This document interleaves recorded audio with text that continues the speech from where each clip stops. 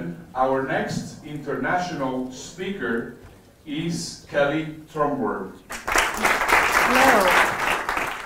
When people think of investors, risk goes right along with that image. I should know because I'm an investor, and not any kind of investor. I am an investor in early stage companies, which means I take on a lot of risk. In fact, 85% of startups fail, which, if you'd like to compare it to something else, you have a better shot of climbing Mount Everest and succeeding to the summit than starting a startup and having it be very successful. So I take on a lot of risk. I bet on entrepreneurs, but I get comfy with the risk. And any good investor will try to diminish that risk. But even though I sit with it all the time, and I've got a very complex portfolio, I'm not the one taking the biggest risk, not by a long shot. The people who are taking the biggest risk are the startups that I work with. They are the people who have ideas for businesses and companies, and they leverage every asset they have, financial, intellectual, connections. They are taking a risk. They are putting it all on the line. They have the job that is much more complicated than my job. And what I want to do is help them minimize their risk. My name is Kelly Trumpbour, and I am an investor in early stage companies. I do seed funding, and in the United States, I am a venture partner and angel investor with several US groups, and I have also grown my own portfolio in women-owned companies. It's been a pleasure to work with these groups. I get to see so much creativity coming out of the startup scene. But what I also see is a lot of startup owners trying to figure out, what do investors really think? How do I make this whole process work for me? And that is one of the ways that you can start figuring out how to decrease your risk. Because you're never going to be able to control risk. I can't control risk. But you can take what you have at your disposal and try to lessen your exposure. That's what anyone who's looking at any venture is going to tell you to do. But let's say you just have an idea and you're just getting started. What do you do? Well, the first way I'd tell you to start mitigating your risk is trust yourself. That is the first and easiest way you can decrease your risk. Why? Because there's this opportunity. If you come into a pitch meeting and I'm at the table and my colleagues are at the table, judging your company and wondering if we're going to give you money, if you project confidence, then I have a better idea that I can bet on you. You're no different than a political candidate.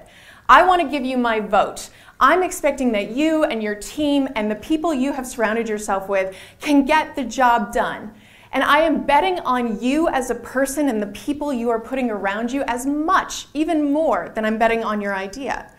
So the very first thing you can do is try to decrease your risk by trusting yourself. But that's hard. What if you just don't know if you're ready? I mean, there's so many startups, they're created every day, and there's so much competition. What if you want to believe in yourself and you've seen yourself succeed in so many different areas, but this is just a new place for you? Well, what I like to do, I like to hold up the mirror to startup owners and say, look and see what I see, because when you walk in the room, I can spot it, I can sniff it out. I know the people who can get the job done, and I know the people who are just kind of on the fence. And your asset is to see that before I do. And I can try to get you to see this is there. Leverage it, use it. The second way you can mitigate your risk when you're trying to pitch someone like me is you can put all the trust in your idea. And this is an act of faith, to be sure, because there are lots of ideas out in the marketplace.